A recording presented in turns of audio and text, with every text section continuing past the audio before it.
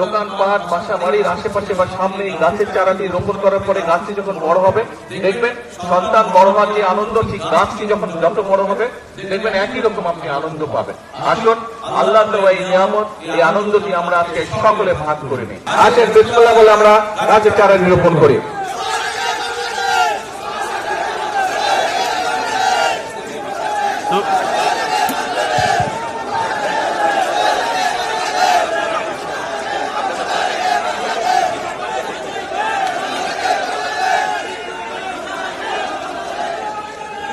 যারা যারা গাছের চারাটি রোপণ করবেন তাদের কাছে আমার অনুরোধ থাকবে এবং যেই বাড়ির সামনে গাছটি রোপণ করা হচ্ছে সেই বাড়িতে যারা বসবাস করবেন অথবা আশেপাশে যদি দোকান থাকে প্রত্যেকের কাছে আমার অনুরোধ থাকবে আহ্বান থাকবে যে গাছটি একটা সাইজে বড় না হওয়া পর্যন্ত দয়া করে গাছটিকে যে যতটুকু পারেন যেভাবে পারেন গাছটিকে দয়া করে যত্ন করবেন যাতে গাছটি বড় হতে পারে।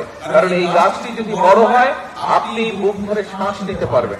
এই গাছটি যদি বড় হয় এই গাছটি বড় হলে এই গাছের তলায়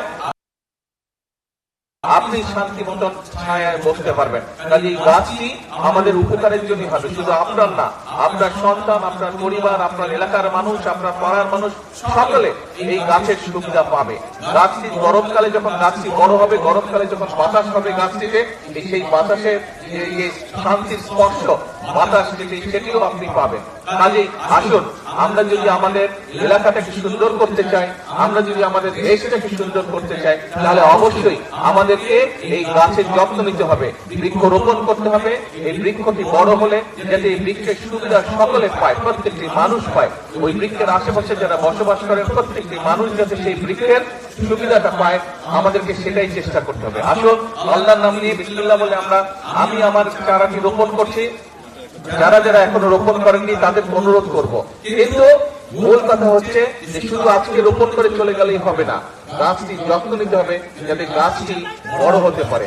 আপনি যেরকম সন্তানকে দেখেন বড় হতে, সন্তান যত বড় হয় আপনার বুকটা ভরে উঠে আনন্দে, ঠিক এই গাছটি যারা যারা রোপণ করছেন বা গাছের যাদের দোকানপাট বাসা বাড়ির আশেপাশে বা সামনে এই গাছের চারাটি রোপণ করার পরে গাছটি যখন বড় হবে দেখবেন সন্তান বড় হওয়ার যে আনন্দ ঠিক গাছটি যখন যত বড় হবে দেখবেন একই রকম আপনি আনন্দ পাবেন।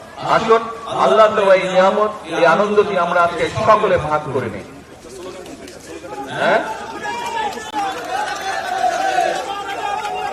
আমরা আজকে যারা 2500 2000 না, এখানে 2500 গাছ রোপণ করা হবে।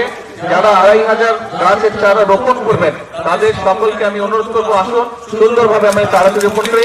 আমরা একসাথে আজকে 2500 চারা রোপণ করি আগামী 2 মিনিটের মধ্যে। আচ্ছা, বৃক্ষরোপণ উপলক্ষে একটা সুন্দর স্লোগান আমরা তৈরি করেছি, বৃক্ষরোপণে সাজাই দেশ সবার আগে, বৃক্ষরোপণে জোরে, বৃক্ষরোপণে সবার আগে হলো না, আরো জোরে বলতে হবে, বৃক্ষরোপণে সবার আগে। আসেন বিসমিল্লাহ বলে আমরা গাছের চারা রোপণ করি।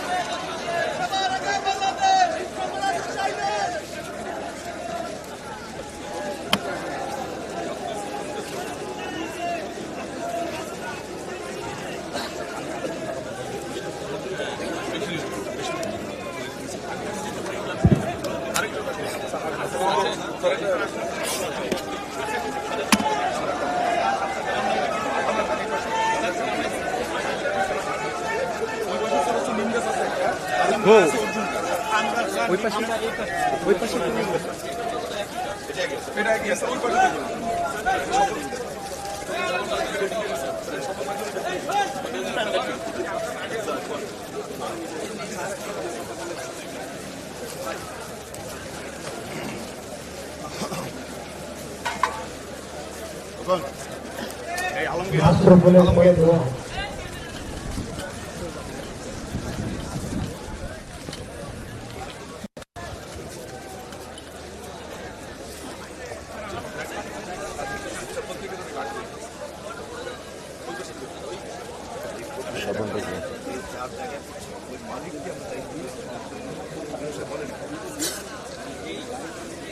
কৃষিজমির যে মালিক তার মধ্যে যে গাছগুলি থাকবে এই গাছগুলি পরিষ্কার